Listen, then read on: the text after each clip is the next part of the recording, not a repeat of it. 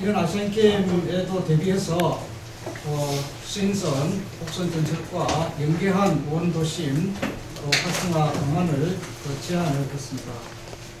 제일 중요한 것은 대양 일부도 출입구에 수인 복선 전철 국제 여객 터미널역이 신설이 됩니다.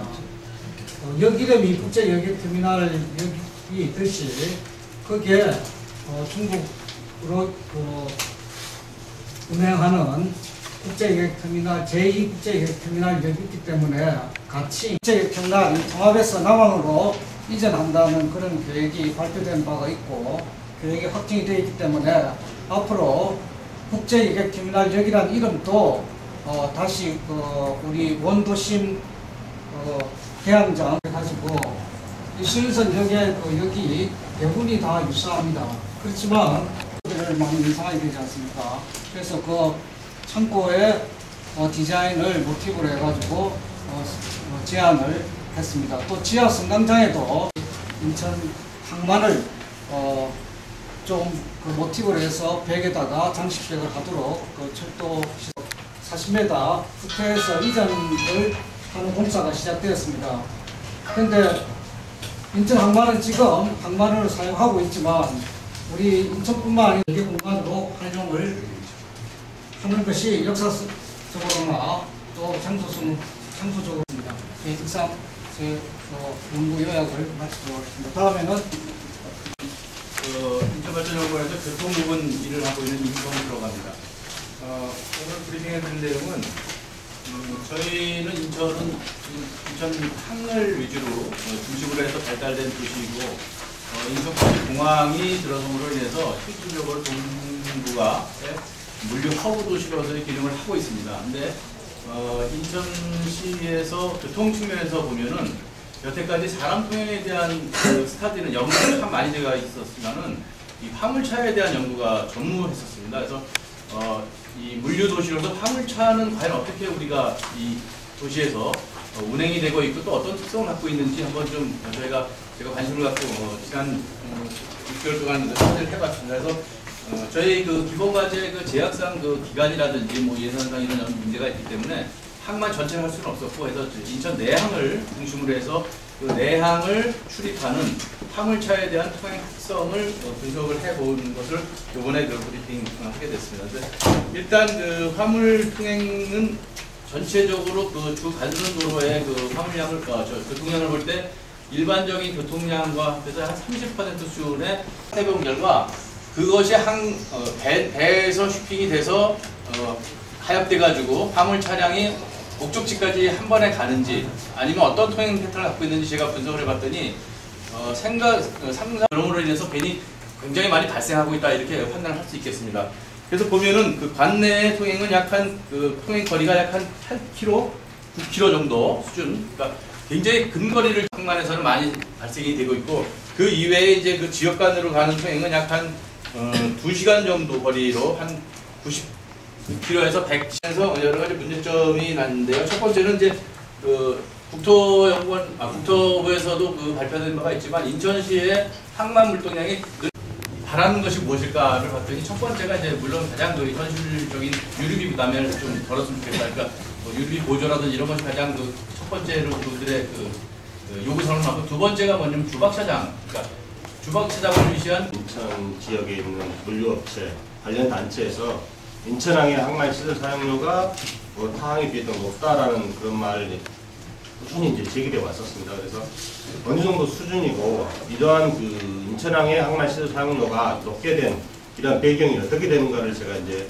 그동안에 이제 사례라든지 자료를 통해서 부산항 맵부도 이런 식으로 부두 개념으로 부과하던 게 1974년도 3월에 이제 개편하면서 항만 단위로 이제 부산항, 인천항, 그다음에 이제 나머지 평택, 울산, 광양 모든 걸 인천항이 그때 당시에 74년도, 80년도에는 내항이 개발되고 인천항 시설이 자체가 상당히 높았습니다. 그러나 현재 시점에서는 광양항, 울산항보다도 인천항이 하역 능력이라든지 물동량 처리율, 선박 입출항 접수 면에서 상당히 뒤처지고 있습니다.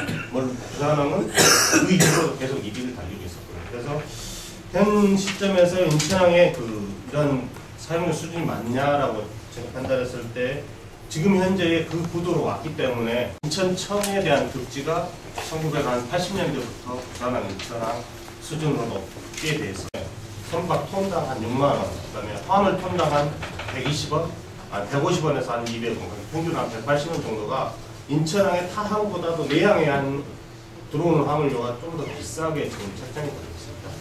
그러한 그 인천항의 시설 사용료를 이제 타항하고 경쟁 수준에 맞추기 위해서는 어떻게 해야 되냐?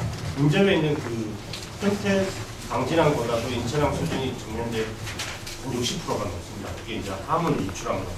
자동 집합시설 운영 합리화에 대한 부분입니다. 이 과제는 뭐 아시겠지만 지금 송도하고 영동하고 청라 경제자유구역 내에는 다 자동 집합 시설을 건설을 해 이미 운영 중에 있거나 건설 중에 있습니다. 청라도 이제 다 됐고요. 영동이 현재 한 20-30% 정도 운영 실적이 있습니다.